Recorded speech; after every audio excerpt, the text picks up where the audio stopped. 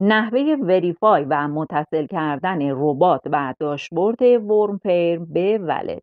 سلام بریپتولند، خوش اومدید. برای دریافت ایردراپ ورمپیر چند تا کار رو باید انجام بدید. ابتدا باید داشبورد بازی رو به ولت متصل کنید. بعدش هم بات رو به ولت متصل کنید و در نهایت وریفای اکانت رو انجام بدید. ابتدا میریم سراغ اتصال داشبورد به ولت.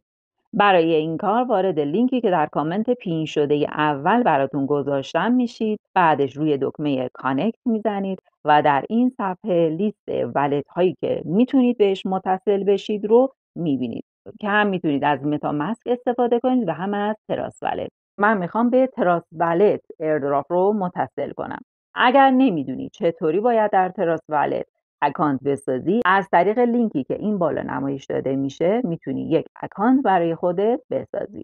با فرض اینکه شما تراس ولت رو دارید و یک اکانت جدید هم درش نصب کردید، ادامه کار رو انجام میدید. حالا روی تراس ولت میزنیم و هدایت میشیم به تراس ولت. حالا روی دکمه کانکت میزنیم، بعدش مجدد برمیگرده به داشبورد. اینجا روی دکمه ساین میزنید و مجدد به تراس ولت متصل میشه.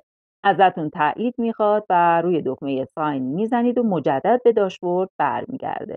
تا اینجا داشبورد رو به ولت متصل کردیم، اما هنوز ربات به ولت متصل نشده.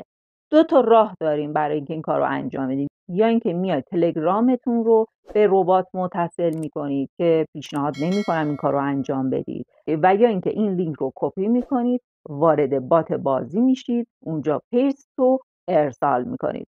حالا روی همین لینکی که ارسال شده کلیک میکنیم تا اجرا بشه و مجدد ربات بالا بیاد.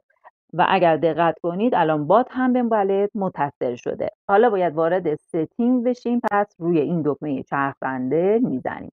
حواستون به انتهای این آدرس باشه. باید هر دو آدرس یکی باشن. حالا آدرس رو کپی و داخل ربات بازی ارسال میکنیم. مجدد وارد داشبورد میشم و آدرس رو از این بالا کپی و داخل ربات ارسال میکنم.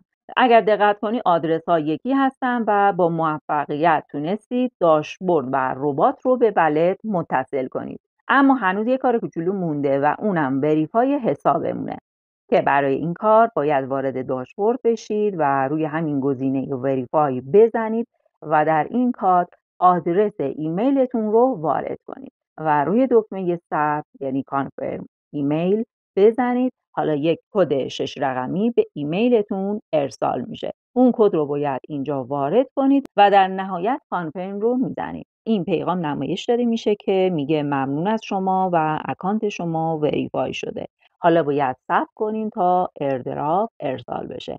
اگر خبر و یا مطلب جدیدی بود حتما در کانال تلگرام ایریپتولند براتون ارسال میشه. اگر هنوز عضو کانال نشدید میتونی از طریق لینکی که در کامنت اول براتون گذاشتم وارد کانال تلگرام ایریپتولند بشید و همچنین اگر به این حوزه از آموزش علاقه‌مندی کانال یوتیوب ایریپتولند رو سابسکرایب کن، زنگوله رو هم روی آل بذار تا به محض انتشار ویدیو جدید مطلع بشید.